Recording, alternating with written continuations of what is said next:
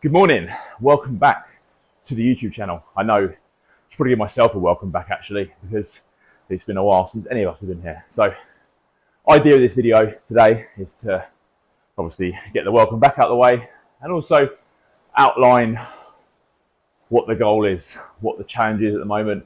So I guess a fancy way of saying it would be an announcement video. So here comes the announcement. So at the moment, I am into an 18-week training block. This is day 2 of it.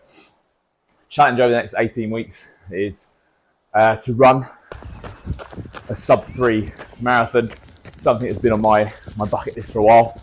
Not sure, well, ChatGPT doesn't think it's going to work alongside goal number 2. And goal number 2 is to achieve a 1,000 pound powerlifting total with the inclusion also of a weighted chin-up. So what that looks like at the moment for me, yesterday I spent the day testing, did a 10K, the Staines 10K on Sunday. So have a kind of idea of where we're at in terms of pacing, in terms of strength over the next few weeks. And to be honest, it's not that impressive. So I did actually type this all in to ChatGPT and say, this is my goal, this is my current metrics, is this doable? And ChatGPT was like, yeah, it's not going to happen. And the funny thing is, I mean, if you use ChatGPT, you'll know it's always overly positive. So the fact that it's like very, very unlikely, I'll attach you a screenshot to this to show you its thoughts on that. But yeah, possibly this goal's out of reach. And possibly it happens in a couple of phases, but for right now, I'm going to see what's possible. Let's see if we can defy the odds and try and put ChatGPT wrong, because we know it's been wrong a fair few times already. So current numbers at the moment, back squat, which is pretty pathetic, and yeah, needs a lot of work, the most out of everything, I think. So back squat was sitting at 95 kilos yesterday for a 1 rep max. That being said, it was after a hard 10K race the morning before. So maybe there's a bit of room for improvement, or more room for improvement on that one than anything else. So 95 kilos for a 1 rep on there. Bench press, 115 kilos for 1. Don't know if there's as much room for improvement in that one. It's one that's kind of been a mainstay in my program. Obviously, with running, tired legs, it's all fairly easy as a go-to to make sure we're keeping that one taken care of. Next one we got is your deadlift 1 rep max, and that came in at a 155. I mean, it was, looking back on the video, it was a really ugly 155. And I mean, if I train the deadlift like that, I'm going to get injured. So yeah, definitely can do with brushing up my technique on there again. But I think there's quite a bit of room for improvement on there. And then the chin up I haven't tested yet, but I'd say for a 1 rep, maybe like 30, 40 kilos I might be able to put on top of that.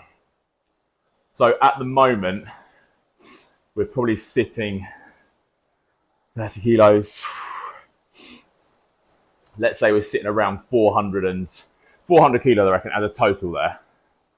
So that means over the next 18 weeks, I've got to put, I think, about 55 kilos on that total to be able to make that 1,000 pound powerlifting total, plus the chin up. And I mean, if I'm in a place where I think I'm improving with the squat, bench and dead to a point where I can do that, just those 3, for the 1,000 pounds powerlifting total without the inclusion of the chin up, I'm going to go for that as well, because that was the main aim. I think ChatGPT kind of put me off a little bit, but that's what I'll aim for.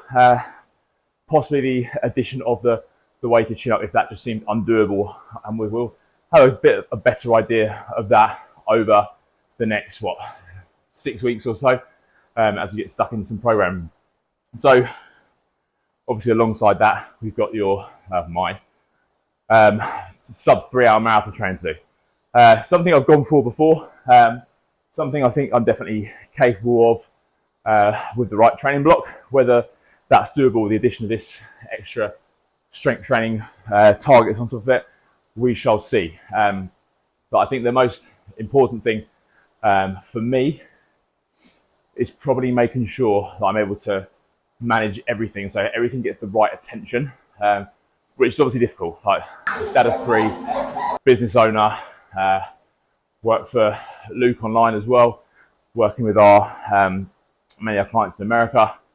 So yeah, there's a lot going on. So hence why I'm on the bike here at 3 o'clock in the morning. But plan, I think, for me at the moment is kind of looking at having also between hard days and easy days, I guess.